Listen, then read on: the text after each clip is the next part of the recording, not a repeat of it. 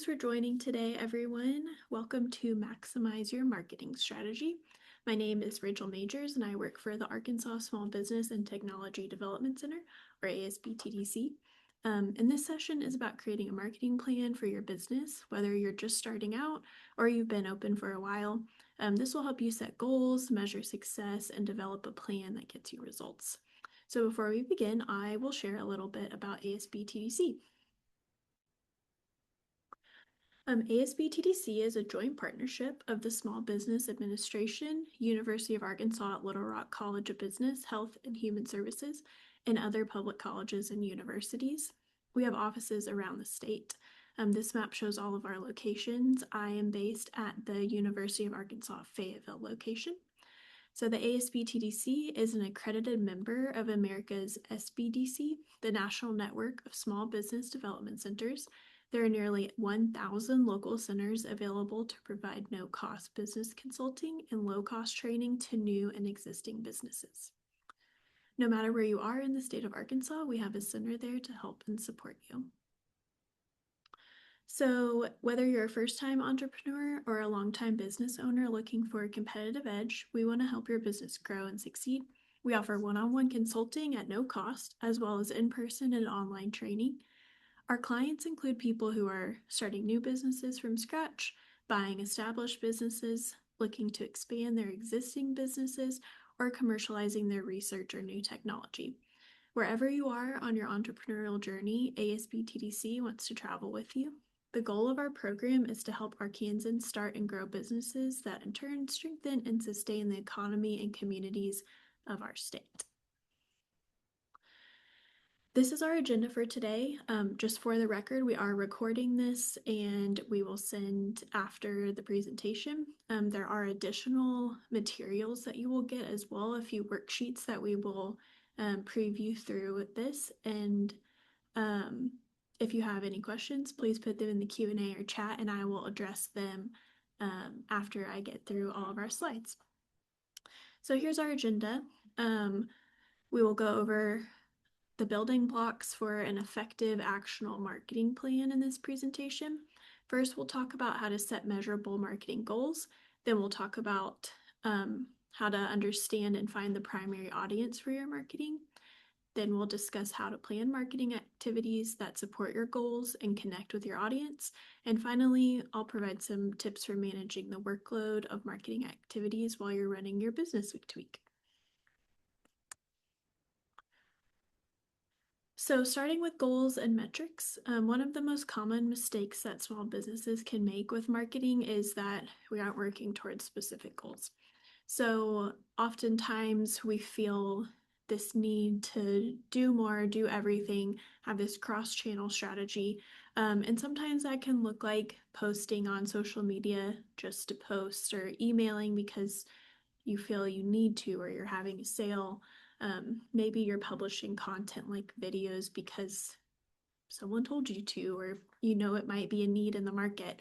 But if we're not sure what's working and not, it can be hard to understand what's effective. So we want to ensure that we're able to work towards these goals and metrics so that we can connect the dots to see what marketing actions are actually helping your business and leading to sales. So in this upcoming section, we'll talk about how to step back from the busy day-to-day work and set measurable goals so you can track your progress towards the outcomes that you want to see for your business. So most businesses can kind of agree that we're working within kind of three needs of either brand awareness, gathering new leads or customers, and sales growth. So oftentimes the purpose of marketing is to get customers. Do we need new customers or do we need repeat customers? The first step in setting your marketing goal is to determine what your business needs. Looking at these, you might feel, or maybe you're thinking in your head, my business needs all three. Usually we want to start and try to focus on one big goal at a time. Oftentimes, I know it can feel frustrating if you need to acquire new customers quickly, yet really we discover that we need to focus on that brand awareness. So we'll walk through a few areas where we can back up and make it feel attainable. So first, for brand awareness, we can't do business with people who don't know we exist, don't know what we sell, or can't find us. So if someone who doesn't need your service today suddenly does tomorrow, will they think of your business? If you have a new business or very small customer base, you likely need to focus on brand awareness. By focusing on brand awareness, you're helping future customers discover your business and you're educating them on when they will need you. Um, I think no matter what kind of phase you're in on this slide, brand awareness is always important. Um, and there's always room in your content pillars to kind of remind new and existing followers or customers of what we do as well. So even if you are more advanced, there's still opportunities for brand awareness. Customers have so many choices today for products and services. So no matter what stage, it's always good to um, focus on how that could stay in your strategy in a way that is resonating with your target audience. So, gathering new leads, if we think about how many people in your community or trade area who are, shopping right now, who can we name as potential customers? By focusing on lead generation, you're identifying customers who need information, service, or other attention to make a decision. And then sales growth. Are you trying to increase your sales in some way? This could be general monthly revenue target, or you could be trying to increase sales in specific ways, um, such as increasing the value of individual transactions. That can look like each customer buys more each time. Increasing the volume of monthly transactions. That could look like selling more products and services overall. Increasing how often customers return to purchase again, or increasing how many customers become repeat customers. I'm going to move this little zoom bar around. So how can you tell, how do you determine which of these your business needs right now? Oftentimes we can kind of think of this in the way of our, in a pyramid. So brand awareness and lead generation are the building blocks of sales. The number of people who move from one stage to the next is always getting smaller. So thinking about your potential customer base this way can help you identify where you really need to focus. If you're wanting to increase sales, but you don't have leads, then we need to start with leads. Then you have to start with leads. If you need to generate leads but don't have enough eyes on your business, you need to focus on awareness. So take a look at your own sales and marketing history. How many people looked at your website versus how many people filled out a form? That's often referred to as a conversion rate. How many people walk in your store every day versus how many people buy something at the register? How many people interact on social media versus how many request product information? Benchmarking where you're at now can help you identify problems and opportunities in your current process. Once you've identified a problem, then you can come up with a solution to try. For example, if 1 of every 10 people who visit your website store buy something, you might decide that if shoppers had better information, then more would convert. Or you might decide that 1 in 10 is a good conversion rate, and you just need to attract more people to visit your web store in the first place.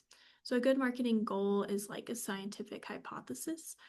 If I do this, I think I'll get that result.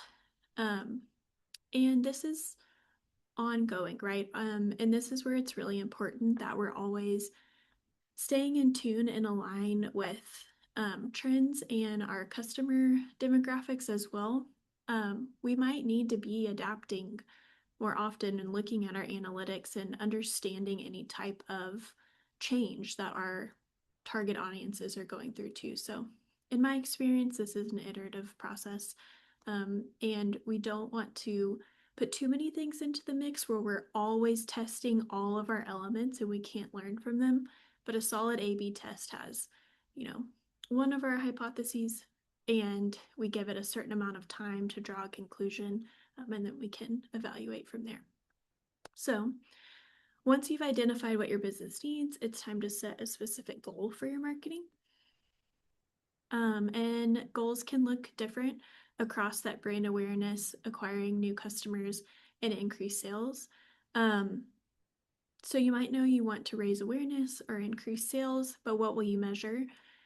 Some ideas to consider are on this slide. You'll notice that your main goal doesn't have to be focused on digital marketing. For example, for brand awareness, you may want to track how many speaking opportunities or booth events you attend. And just a fun little discussion question, but if you want to think or write down, like if any of you have a goal in mind that isn't shown here, I think that's always good to know that we all have individual goals that we're working for our specific business and target audiences. So we'll want to frame our goals in a way that you can measure. For example, maybe it looks like increasing the number of weekly website visits from X to Y by this date. We want to get a certain new number of form fills by a certain date, or sell a certain number of a product by a certain date. So your marketing plan should be set for a time period, whether that looks like a month, quarter, or a year. For now, we would suggest to try setting a goal that you can see progress on in the next 1 to 3 months. And that way you can look back and see progress, or you can shift your strategy and try again. After you set your main goal, you may want to keep your eyes on a few more metrics that support that goal. Let's look at some ideas here. So this is a worksheet that we will share after the presentation that includes several ideas of digital marketing metrics that might be important for your business. You only want to have one key measure of success as your big goal, and that will help you stay focused on what really matters to your business. With that, you may have a small number of additional metrics that support that bigger goal. For example, let's say your goal is to sell a certain number of a specific new product in the next quarter. You may want to track traffic to the shop page for that product to see if a certain number of people are going to look at the product but aren't buying. That would be an abandonment rate if you're looking at your online metrics. By tracking a secondary metric, you're able to keep a close eye on where people might be falling off from your desired path. Again, we don't want to distract ourselves with tracking just to track. It's oftentimes helpful to limit ourselves to tracking only the most essential metrics that help you make better decisions and show you whether your efforts are paying off. So once we've identified your goal and key metrics, we're going to get to know our customers and target audiences. So researching and understanding your customer is an important step in building an effective marketing strategy. To truly maximize your marketing, you need to make sure that your message is always connecting with your customers. You can do this by creating a profile of your ideal customer. In the next slide, we will take a look at what that means. So your ideal customer profile is usually a collection of insights about who is most likely to value and appreciate your business. They're most likely people who make a purchase, make repeat purchases, and spread positive referrals to others about your business. You can use the ideal customer profile worksheet here that you see and that we will send after this presentation to begin defining the ideal customer for your business. You'll identify what problems your business solves for them and the traits that they have in common. For example, in the example on the back of the worksheet, the business has noted an age range, income level, and spending habits that their most valuable customers have in common. You'll see this profile to tailor your marketing strategy and messaging to best reach these ideal customers. You may be thinking, and we hear often, my business serves all kinds of customers. I don't want to focus on some and miss out on others.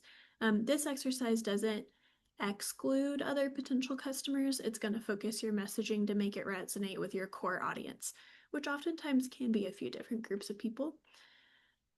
Others will still get the message, but the people who most need and want to do business with you will feel like your messaging speaks directly to them.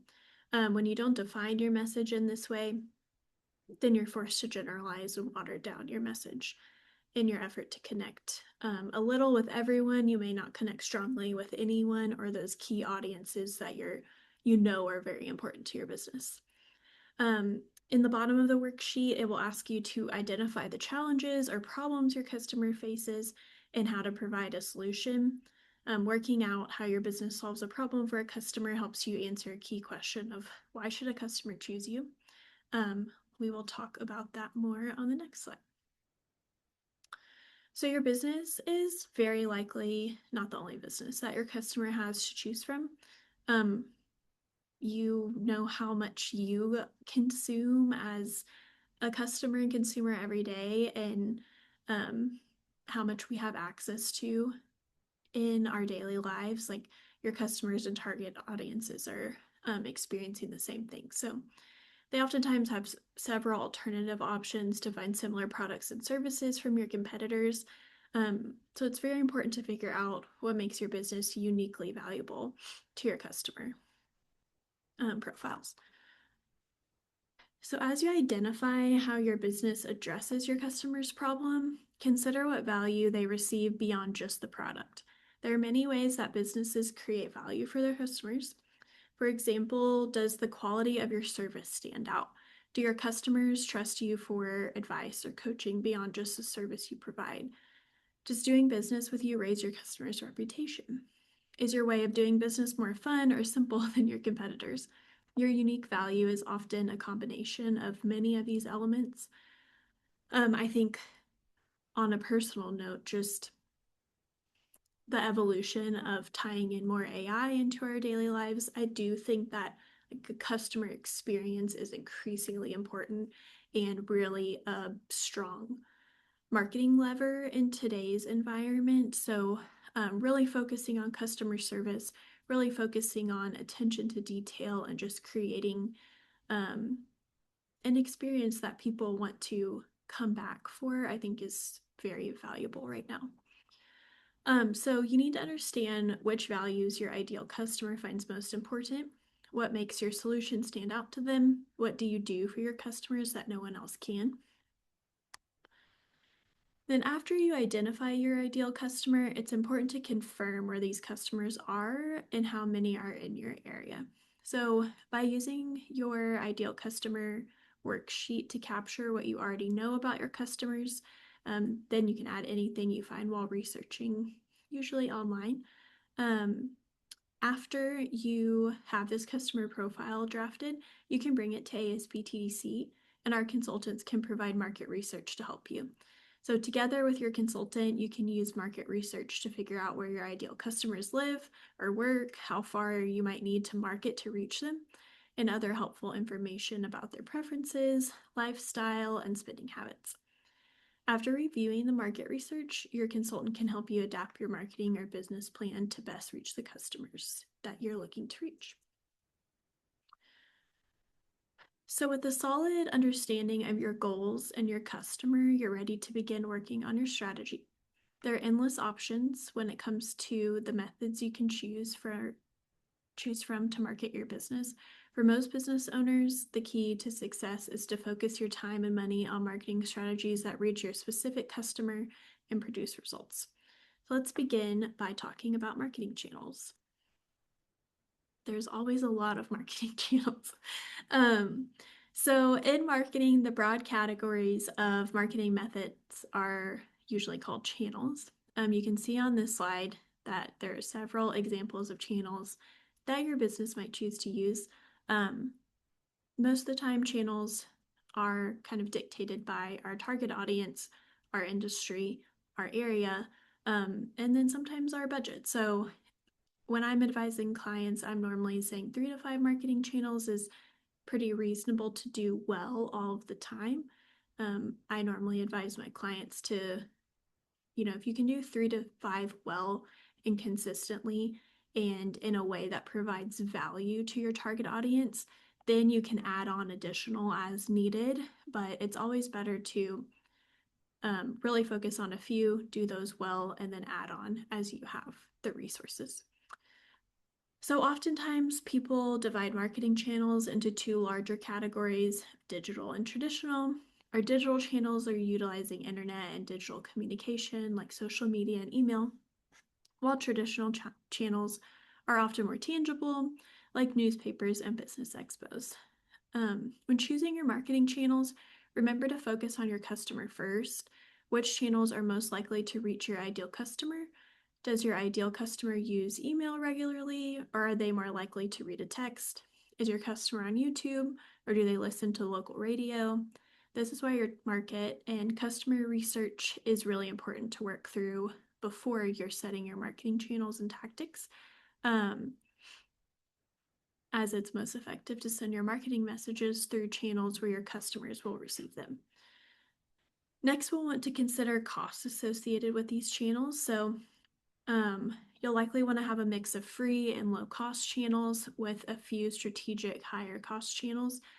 Keep in mind that you also have to consider time and expertise with these. So the cheapest and easiest marketing to do on your own can often be the most time consuming. Budgeting your time just as much as you do your money is very important to consider. And in speaking of money, what is your marketing budget and what should it be? What should it be? So there's really no, guiding rule on how much you should spend on marketing and advertising. I find that it's very dependent on a business's needs, stage, target audience, and usually the type of customers they're trying to acquire, and the value of the product and service. So many marketing professionals will agree that businesses who spend about 5 to 10% of revenue on marketing will see the most benefits on their investment. This is a quote from HubSpot, which is a leading software provider for marketing. And they suggest that B2B businesses are spending about 5% of revenue, while B2C should spend about 5 to 10. And however you budget for your marketing, the important thing is that you do set a budget and make strategic decisions based on what you can afford to do with those funds. Even if it's lower than this, I think just having something that feels comfortable to you. As a marketing consultant, I'm never going to advise you to stretch yourself or spend funds that you don't have. There's so many resources that you can do well from an organic standpoint and build up from there as you start to acquire more customers and revenue. But oftentimes, really optimizing the foundations of our marketing channels works really well until we're ready to invest. So understanding where to focus is really important. As that eye chart of all the channels, you can see how quickly it becomes hard to focus on what's important. So how do we focus on what is important? We need to understand whether our customer is present and engaged on any particular channel that we're considering. So if your customers are primarily 25 to 35, maybe, they likely won't see a local newspaper ad, but are more likely to see an Instagram ad. If you're selling B2B, joining a leads group or networking at a local chamber event might benefit your business more than Facebook marketing. So in addition to considering who you can reach through a particular channel, you should also consider the culture or expectations of a particular channel. If your customers are receptive to text marketing, it still may not be a benefit for your business if your customers don't expect or appreciate receiving text from businesses in your industry. So remember that channels are broad categories. There are several social media platforms to choose from within that category that fit very different audiences and norms. If you plan to do TV, radio, print advertising, you'll need to identify which stations or publications are the best fit. So once we've kind of understood where we think we want to focus, we can next move on to the customer journey and how they'll actually interact with our channels. So this is an example of the customer journey. It can look a little different for everyone based on your target audiences and the channels that you have set up. But with this, we want to consider how your customer will transition from knowing nothing about your business, so pre-awareness, to becoming a paying customer. And with this, you'll see, again, this is simplified. But on the left, we would identify those as marketing channels you would use to help potential customers find your business. So that awareness discovery phase, these are ways that customers will first see your business and might include things like your Google business profile, digital advertising, or you maybe met them at a networking event. Those who are interested in learning more about your business will journey to another place, such as your website or a social media profile. Most of the time at that phase, they're seeking validation, verification, if they've interacted with you in some way before. So then the journey oftentimes splits. Some customers will be ready to make a purchase and go right to the booking form, call, or their online shopping cart. Others who made it this far might need more time. Sorry. So you need to plan to help them stay in touch, such as email or text marketing. You might also hear that referred to as like reminder marketing. Later, these potential customers can make a purchase when they're ready, and you'll make sure that they can keep learning about your products, services, and sales. You can also use these channels to help your previous customers stay in touch too, reminding them to come back to you when they need you again. So, for example, a customer might jump straight from your Google Business profile to calling and making a purchase. But this customer journey is still a useful exercise for you to walk through to help you focus your message for each stage of your customer journey and help you make strategic decisions about how you use each platform and channel. I think one important thing to touch on in the customer journey too is that with any channel or platform that you have, keeping this journey consistent with messaging is really important. So we want to make sure that no matter where our customers land in this journey, that they are receiving consistent information, positioning. It doesn't feel like they're interacting with a different business between your ads and your website or your shopping cart. So, that can look like consistency in design, in messaging, and experience. So, keep that in mind as you evaluate this journey as well. So next we will kind of bring everything that we've talked to so far into a clear marketing plan. This is another worksheet that you will get after this presentation. So to put it all together, we're using this worksheet. It will combine all the pieces we've talked about today. So you can use this to get started anytime you achieve a goal or just need to refresh your marketing strategy. Bringing this worksheet or a drafted marketing plan to your ASB TDC consultant for review is really important and really helpful. Our consultants can provide advice and additional resources to help you with your marketing.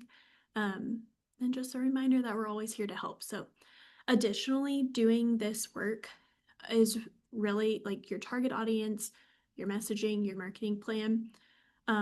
Beyond working with your consultants, this also works as team training, having resources that are very guided and driven to how you want your business to be perceived in the market.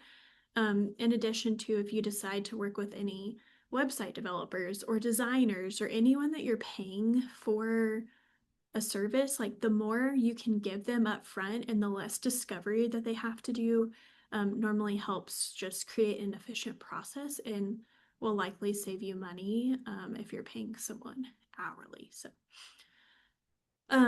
in this worksheet, when you get it, you will likely notice there's a lot of space at the bottom to begin thinking about the activities and assets you'll need to carry out for your marketing plan.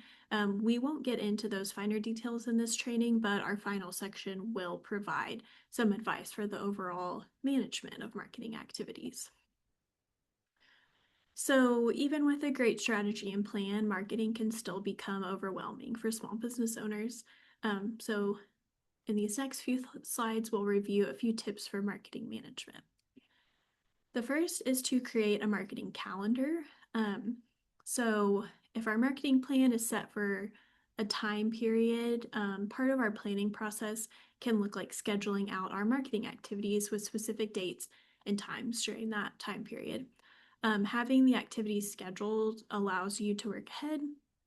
It helps you to be more aware of when a graphic is needed or a photo, and allows you to start chipping away at larger marketing projects like an email newsletter. Next is scheduling time to work on marketing. So it gets busy as a business owner, and we know we need to do marketing, but it's easy to fill our time with other things. So really scheduling that time for yourself can be important. you'll find that you'll be the most successful if you set aside time weekly to work on your marketing. And that way, you know it's getting done. You're able to protect yourself from those late nights and last minute marketing work. Our third tip is to create batched content. So instead of working on one social post at a time, try doing posts in batches. You can write a caption for 3 to 5 posts and then gather your photos or graphics for all of those at once. And for many, this approach is more efficient and productive since it allows you to focus on your marketing at one time versus kind of task switching over and over again. Next is scheduling social post messages and emails in advance. So most email and text marketing allows you to schedule ahead. If you're using Facebook and Instagram, you can also just schedule posts for free with the Meta Business Manager. If you're using other social platforms, you might want to consider a digital marketing management software to allow those scheduled posts on additional platforms in one place. Examples of a software that would do that would include Hootsuite, HubSpot, and there are many others with a wide range of pricing and features. I do think that as social media algorithms are changing, it is important to kind of test native posts versus scheduled posts to make sure you're still receiving the same amount of reach and engagement across your scheduling and native to see if it makes a difference for your business. Using automation can be beneficial. So there's several options to help you automate your marketing. On many social media platforms, you can set up an autoresponder so that you don't have to check and respond to messages daily. For email, you can create drip campaigns. These are automated messages that go out to someone when they first sign up to receive email, and then on a regular schedule afterwards, maybe weekly or monthly. These drip campaigns can keep potential customers engaged and learning about your business with little effort from you after setting them up. Finally, if your business relies on booking meetings or consultations with potential clients, a good quality scheduling app or CRM could help you make customers feel taken care of without needing to schedule them and keep up with them individually. I know a lot of businesses set up the autoresponder on like Instagram or something. I think that is really helpful. Another area that I often advise my clients on if they're using something like this is to include their FAQ in that responder. Or if you're not using an autoresponder and you're having it come through manually and you're checking your messages, keeping something on your phone with a few different clips, like in your notes app, is helpful where you're just not retyping a response every single time. But most of the time, if someone's messaging, maybe it's a good opportunity to address that in a piece of content or have that FAQ ready. I will say too that with the growth of AI, automation is probably more available than we've ever had it before for marketing efforts. There is still a bit of customer hesitation, I would say, of like interacting with too much AI at once. So maybe you find that you have installed an AI chatbot on your website or a scheduling assistant. Sometimes if there's a spot on your website to say, hey, we use this scheduler, will reach out to you, just set up expectation a little bit right now. It does depend, in my opinion, how your potential customer is interacting with that automation. But I would just keep that in mind to still have the human element of your business and that showcases your customer service while, evaluating what is important to try to take off of your plate manually all the time. Our sixth tip is to plan for growth. So pay attention to the amount of time and money you're spending on your marketing activities. Make a plan for when and how you can begin taking some of the work off your plate. Will you want to outsource some marketing to a freelancer or start building up a part-time or full-time position within your business? Having a professional focus on your marketing, whether in-house or outsource, is often the best way to make your marketing sustainable and effective long-term. 7 is listen and learn. So continue to follow industry leaders, competitors, and aspirational businesses for inspiration and ideas. Pay attention to those voices who are part of your target market, especially if you aren't in that target market. So social media is a great place for this. Any podcasts from a business perspective, I really love HubSpot from the knowledge base. Um, they are just very active in content and keep their information really up to date. As a next step, we would encourage you to complete the marketing worksheets that we'll send out after this presentation. You can sign up for consulting and meet with your ASBTC consultant, and they will help you review that marketing plan, access our high quality market research, and help you with any advice that comes from that. I will leave this up for a little bit. This is the lead center information for Little Rock. If you go through asbttc.org, you can find any office location. If you are located in Fayetteville, our website is sbttc.york.edu.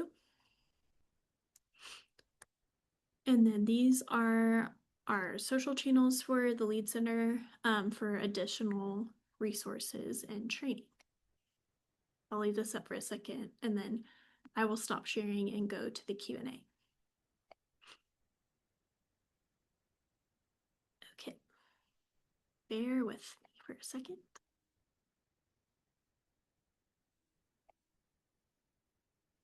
Okay, I think the one question that we had was addressed, but there was a question on the difference in B2B and B2C. B2B is business to business and B2C is business to consumer. So that just dictates your channels a little bit and how you're talking to your target audience. And yes, we will be sending out the recording and slides and all of the worksheets mentioned throughout the presentation.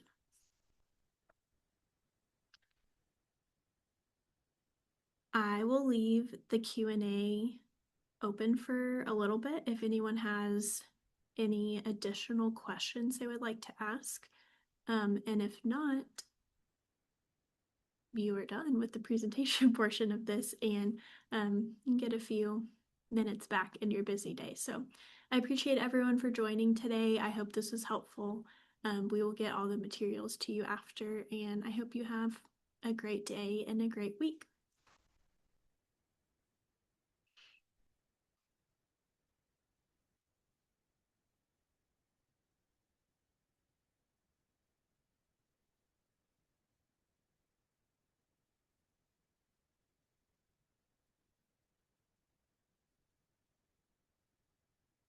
All right, it seems that it is cooling off a bit in the chat and Q&A, so I'm going to end this webinar. You can use the shared resources to reach out to us with any questions or sign up for a consultation on our website. Thank you.